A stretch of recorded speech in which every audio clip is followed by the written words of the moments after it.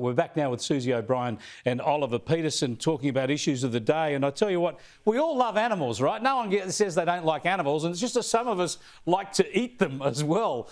And these vegans, it's just astounding. They think they can tell other people what they can or can't eat. And have a look at this protester. I think it's in Perth. Yeah, it's a Perth activist, Ollie, and here she is turning up at KFC.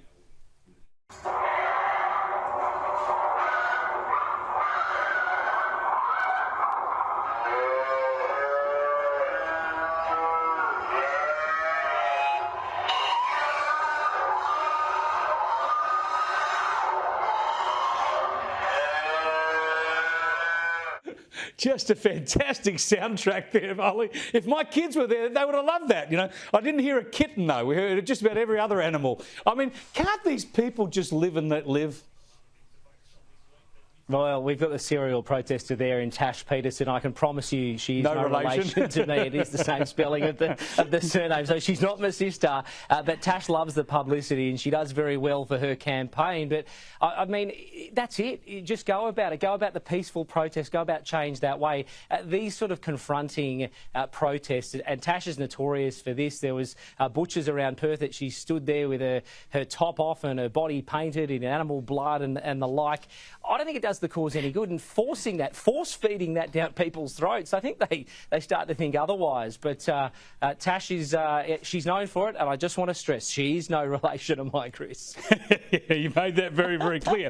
But you know, this gets very serious as well, right? Because in the Senate estimates today, there was a woman, Margot Andre, she heads up the Australian Pork Association, and these animal activists are now turning up at piggeries and interrupting people who are just trying to make a living by growing pigs, and they're turning even up at her association's offices. Have a listen.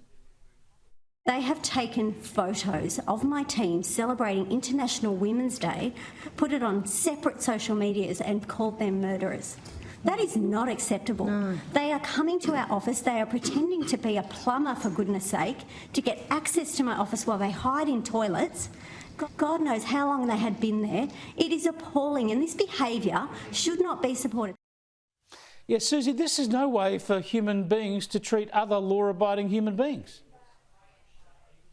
Yeah, and it's also no way for them to treat animals, because a lot of them going to these farms are trying to let the animals free, and these are animals who are bred in captivity, so that's not the answer either. But, you know, if you think about it, you've got someone who's sitting in the Perth KFC enjoying a family bucket of nuggets. The last thing they're going to do is change their mind about what they're going to eat, because some deranged woman comes in dressed like an abattoir worker and starts spreading around fake blood. And you know what? I say I stand with the cleaners and not the vegans, because somebody's got to clean it up. Exactly. And you know, you look at that footage of that woman, the place was nearly empty. It's all just about the social media. She's loving the fact that we're talking about it right now.